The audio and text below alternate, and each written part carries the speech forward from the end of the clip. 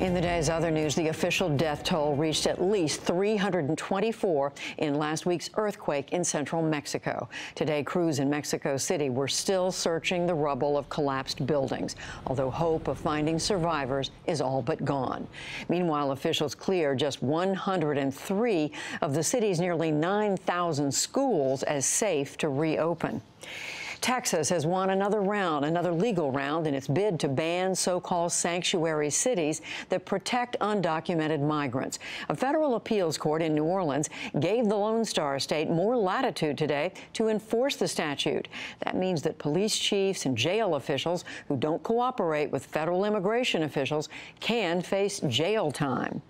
In Germany, Chancellor Angela Merkel now faces a struggle to create a new ruling coalition after Sunday's election.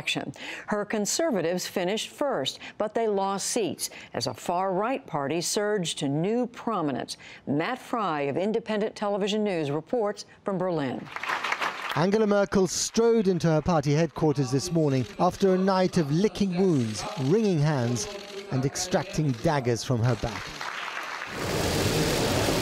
What coalition will now run Europe's most powerful nation is far from obvious. Germany could be facing months of instability. As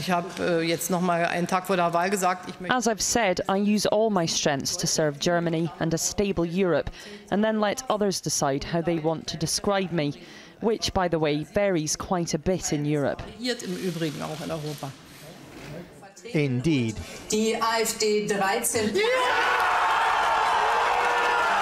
Supporters of the hard right-wing AfD, or Alternative for Germany party. This was their stampede into the history books, from 0 seats to 94 in the Bundestag. Their motto sounds familiar: we want to take our country back.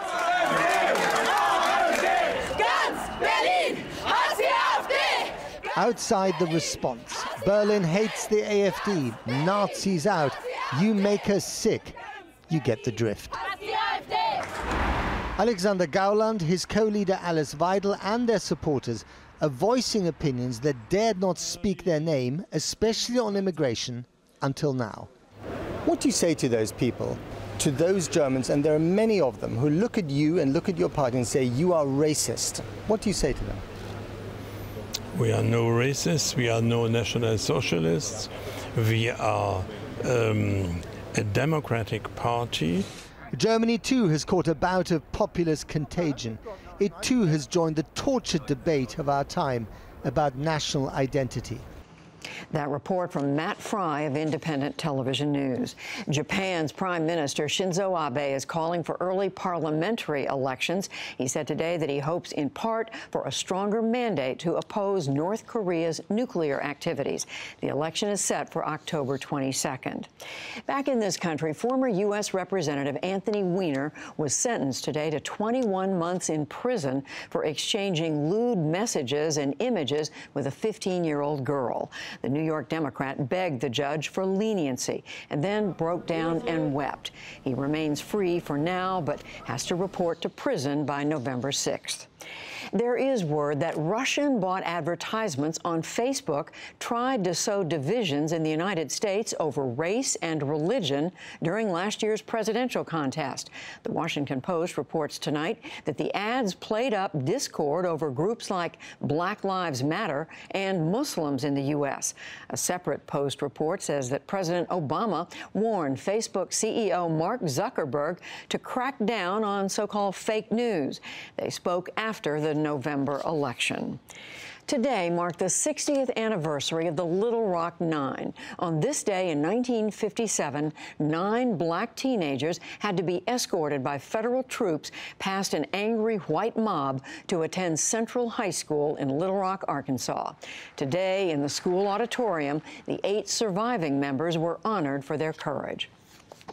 Making history is not something we aspired to do. We wanted the best education our parents' taxes afforded.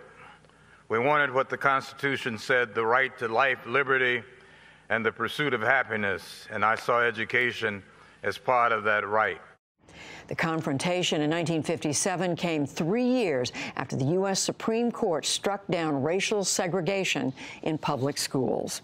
And on Wall Street, a rough day for the tech sector. The Dow Jones Industrial Average lost 53 points to close at 22,296.